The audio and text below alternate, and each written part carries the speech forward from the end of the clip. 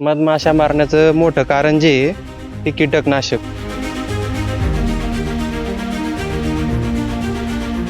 त्या मधमाशीनं जेवढं पाहिजे तेवढं परागीकरण होत नाही, जेवढी फलधारणा होत नाही. त्याच्यामुळे नैसर्गिकच माशी पाहिजे. त्याच्यासाठी सरकारने काहीतरी उपाययोजना केल्या पाहिजे.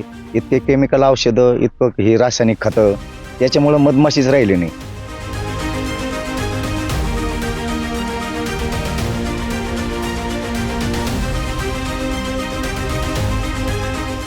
एकेकाळी झाडे झुडपात दिसणाऱ्या मधमाशा आता दिसेनाशा झाल्यात. ग्रामीण भागामध्ये मधमाशांची संख्या मोठ्या प्रमाणात घटल्याचं चित्र समोर येत आहे. आता याचा परिणाम फळबागांच्या उत्पादनावर होत असून शेतकरी चिंतेत सापडले.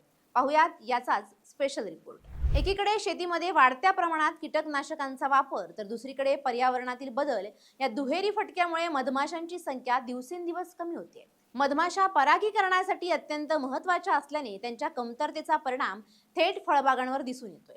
फुलांवर बसून परागीकरण करणाऱ्या मधमाशा कीटकनाशकांच्या संपर्कात येताच मोठ्या प्रमाणात मृत्युमुखी पडत आहेत. त्यामुळे आंबा, डाळिंब, मोसंबी, लिंबू यांसारख्या फळ पिकांच्या उत्पादनात घट झाली आहे. तर काही शेतकऱ्यांना आता कृत्रिम पद्धतीने मधमाशांचं पालन करावं लागतंय किंवा बाहेरून मधमाशांच्या पेट्या आणून परागीकरणासाठी वापर करावा लागतो. यामुळे उत्पादन खर्चात वाढ झाली आहे. मला सांगा काय असं कारण आहे की त्यामुळे मधमाशा नष्ट होत चालल्या, आता तुम्हाला कृत्रिम मधमाशा आणण्याची वेळ आली? मधमाशा मारण्याचं मोठं कारण जे आहे ते कीटकनाशक.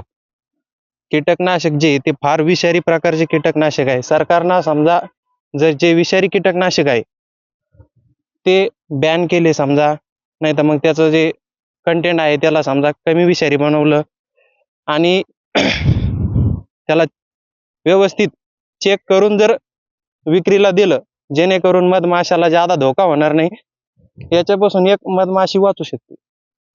हा, ज्यादा तर मधमाशी मारायचं कारण विषारी कीटकनाशकच आहे. काय वाटतं तुम्हाला आता, म्हणजे याने जे फायदा होईल का?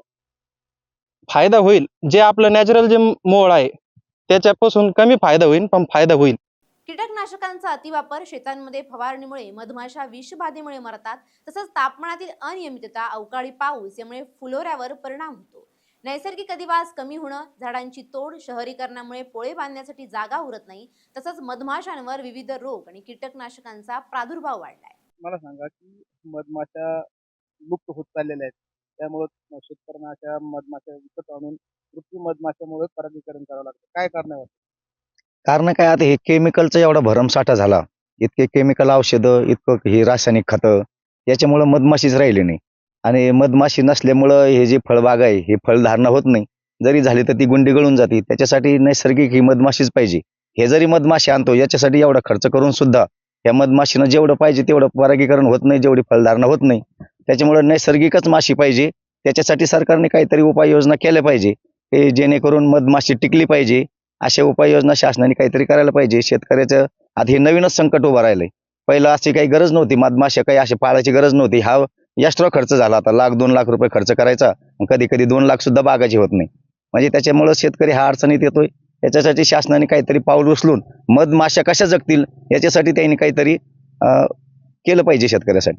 मधमाशा शेतीसाठी अत्यंत महत्त्वाच्या आहेत. त्यांचं संवर्धन करण्यासाठी कीटकनाशकांचा नियंत्रित वापर आणि पर्यावरणपूरक उपाययोजना आवश्यक आहे. मधमाशांना आकर्षित करशील अशा पद्धतीच्या फुलांच्या झाडांची बांधावर लागवड करावी असा सल्ला तज्ज्ञांनी दिला आहे. नमस्कार, मी डॉक्टर पुरुषोत्तम नेहरकर, विभाग प्रमुख कृषी कीटकशास्त्र विभाग, यशवंतराव नाईक मराठवाडा कृषी विद्यापीठ परभणी.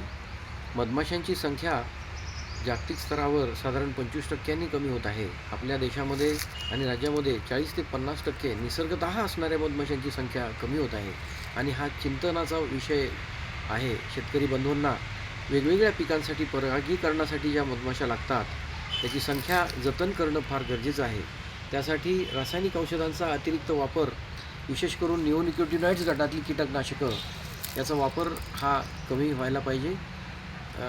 निसर्गतः जे जैविक औषधी आहेत त्यांचा वापर वाढायला पाहिजे.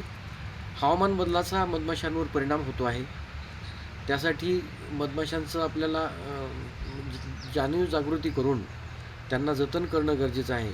वेगवेगळी मोबाईल टावरचा देखील या लहरींचा मधमाशांवर परिणाम होतो.